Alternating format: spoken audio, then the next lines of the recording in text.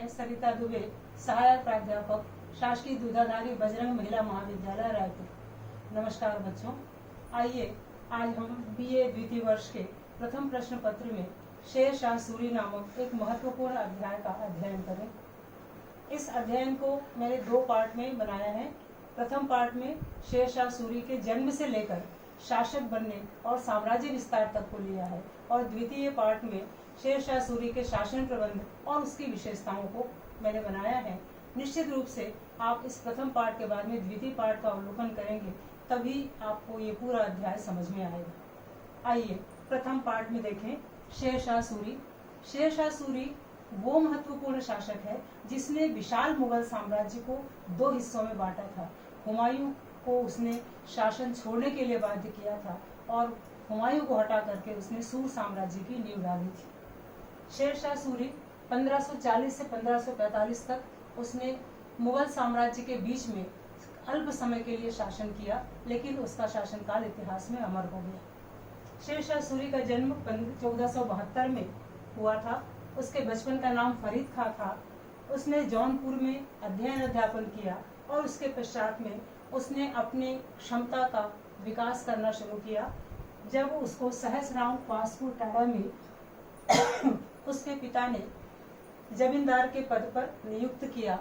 इस पद पर रहकर 20 वर्षों तक उसने इन दोनों जिलों का शासन संचालित किया।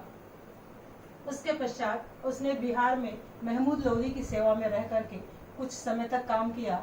इसी दौरान फरीद खां को उसका नाम परिवर्तन हुआ उसकी योग्यता के आधार पर। घटना यूं थी कि फरीद खां ने एक शेर को तलवार के एक ही वार से काट करके मार डाला था, और इसीलिए महमूद लोदी ने उसको शेर खां की उपाधि दी थी। इसी उत्कर्ष के क्रम में शेर खां मुगलों की सेवा में रहा और वहां रह करके भी उसने मुगल जमींदारियों की सेवा की। इसके पश्चात उसने बिहार में अपनी शक्ति का विस्तार किया। बिहार में अपनी शक्ति बढ़ाने के पश्चात उसने मुगलों से संघर्ष किया, और मुगलों से संघर्ष के दौरान उसने चुनार के किले पर अधिकार किया। चुनार के किले पर अधिकार करने के बाद उसने बंगाल पर विजय प्राप्त करने का प्रयास किया। बंगाल का विजय शेर खां का महत्वपूर्ण अभियान था, जिसमें उसने सूरजगढ़ और तेलियागढ़ी का युद्ध किया, और इन दोनों युद्धों में सफलता पाने के पश्चात उसकी शक्ति बहुत ज्यादा बढ़ गई और वह अपने प्रशासक बनने के मार्ग पर अग्रसर होने लगा। उत्कर्ष के इसी क्रम में उसका एक महत्वपूर्ण संघर्ष है चौसा का युद्ध और कन्नौज का युद्ध। ये दोनों ही युद्ध 1539-40 में शेर खां ने मुगल शासक हुमायूं के साथ किया था, और इन दोनों ही युद्धों में उसने हुमायूं को परास्त करके हुमायूं को मुगल साम्राज्य छोड़कर बाहर जाने के लिए मजबूर कर दिया, और हुमायूं को हटा करके उसने आगरा को केंद्र बना करके विशाल सूर्य साम्राज्य का स्थापना किया, और सूर्य साम्राज्य की स्थापना करके 10 जून 1540 को उसने आगरे में अपना राज्याभिषेक करवाया। इस तरह 1540 में शेर शाह सूरी विधिवत शासक बना, और शासक बन करके फिर उसने अपने साम्राज्य के विस्तार का दायित्व आरंभ किया। शासक के रूप में शेर शाह ने अपने कुछ उद्देश्य निर्धारित किए, जिनके तहत उसने सीमा सुरक्षा, जन कल्याण और सुदृढ़ प्रशासन, इन 3 उद्देश्यों का 3 नीतियों का निर्धारण किया, और इन्हीं नीतियों पर चल करके उसने अपने विशाल साम्राज्य को लोक कल्याणकारी साम्राज्य के रूप में स्थापित किया। शेर शाह सूरी के उपलब्धियों को या शेर शाह सूरी के विजय अभियानों को हम थोड़ा सा देखें। इसी क्रम में शेर शाह सूरी ने सीमा सुरक्षा के उद्देश्य की पूर्णता के लिए सबसे पहले भारतवर्ष की पश्चिमोत्तर सीमा, जहां पर गख्खर नामक एक जाति थी जो बहुत ही लड़ाकू जाति थी, उसका उसने विनाश किया, और उसका विनाश करने के पश्चात पश्चिमोत्तर सीमा को सुरक्षित करने के लिए शेर शाह ने पंजाब में रोहतासगढ़ के दुर्ग का निर्माण करवाया। वहां पर अपनी एक सैन्य टुकड़ी रखी और अपनी पश्चिमोत्तर सीमा को उसने सुरक्षित किया। इसी क्रम में उसने बंगाल की पुनर्विजय की। बंगाल पूर्वोत्तर सीमा का राज्य था। पश्चिमोत्तर सीमा के बाद शेर खां ने पूर्वोत्तर सीमा में बंगाल को 1541 में युद्ध में परास्त किया, उस पर अधिकार किया। इसके पश्चात शेर खां ने इन दोनों सीमाओं की सुरक्षा के पश्चात, साम्राज्य विस्तार के पश्चात मध्य भारत पर युद्ध करने की, मध्य भारत में अपने साम्राज्य को विस्तारित करने की नीति अपनाई। जिसके तहत उसने मालवा और रायसेन पर आक्रमण किया 1542 में, और इन दोनों मध्य प्रांतीय क्षेत्रों को उसने युद्ध में परास्त किया और परास्त करके अपने साम्राज्य को मध्य भारत में विस्तारित किया।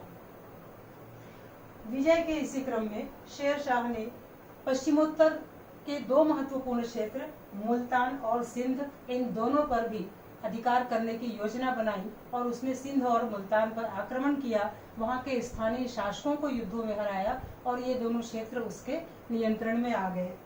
इसके पश्चात पश्चिमोत्तर भारत के एक महत्वपूर्ण क्षेत्र में शेर शाह ने राजस्थान के 3 अन्य छोटे छोटे क्षेत्रों को परास्त करने की नीति अपनाई। राजस्थान में 3 महत्वपूर्ण क्षेत्र थे, मारवाड़, मेवाड़ और कालिंजर। मारवाड़ का शासक था महलक देव, जिसने मारवाड़ के आसपास के बहुत सारे क्षेत्रों को जीतकर अपनी शक्ति बढ़ा दी थी और वह कभी भी सूर साम्राज्य के लिए खतरा बन सकता था। इसलिए शेर शाह सूरी ने मारवाड़ के शासक महलक देव पर आक्रमण किया। उससे उसने 1544 में युद्ध किया और उस युद्ध में महलक देव को परास्त किया। इसके पश्चात उसने मेवाड़ पर आक्रमण किया। बच्चों, मेवाड़ के आप पन्ना भाई के बारे में जानते होंगे, जिन्होंने अपने पुत्र की बलिदान देकर के और मेवाड़ के उदय सिंह की रक्षा की थी। तो मेवाड़ के उसी शासक उदय सिंह को शेर शाह सूरी ने युद्ध में परास्त किया और उसके पश्चात उसने कालिंजर विजय की योजना बनाई। कालिंजर का दुर्ग महत्वपूर्ण दुर्ग था, जिसको अधिकार करना शेर शाह के लिए आवश्यक था, क्योंकि कालिंजर का दुर्ग यदि उसके अधिकार में होता तो भारत की पश्चिमोत्तर सीमा, अपने साम्राज्य की पश्चिमोत्तर सीमा में वह इस दुर्ग का उपयोग अपनी सुरक्षा के लिए, अपनी सेना के लिए कर सकता था। इसलिए उसने 1545 में कालिंजर पर आक्रमण करने का निर्णय लिया और जैसे ही उसने कालिंजर के दुर्ग को घेरा अपनी सेना के साथ, तो दुर्ग इतना अभेद्य था कि उस पर आसानी से विजय नहीं हो सकती थी। इसीलिए शेर शाह सूरी ने अपनी सेना को उस दुर्ग के घेरे को बारूद से उड़ाने का आदेश दिया। शेर शाह की सेना ने उस किले की अभेद्य दीवार को ढहाने के लिए बारूद में आग लगाई और उस बारूद के ढेर में आग लगने के दौरान वही आग शेर शाह सूरी को लगी। परिणाम ये हुआ कि कालिंजर की विजय के अभियान के दौरान शेर शाह सूरी जल गए और जल करके उनकी 1545 में मृत्यु हो गई। तो बच्चों, ये था वीडियो का प्रथम भाग, जिसमें मैंने शेर शाह के जन्म, विकास, उत्कर्ष और उसके शासक बनने के बाद की उपलब्धियों का जिक्र किया है। वीडियो के द्वितीय भाग में हम शेर शाह के प्रशासन व्यवस्था या शासन व्यवस्था को देखेंगे। नमस्कार।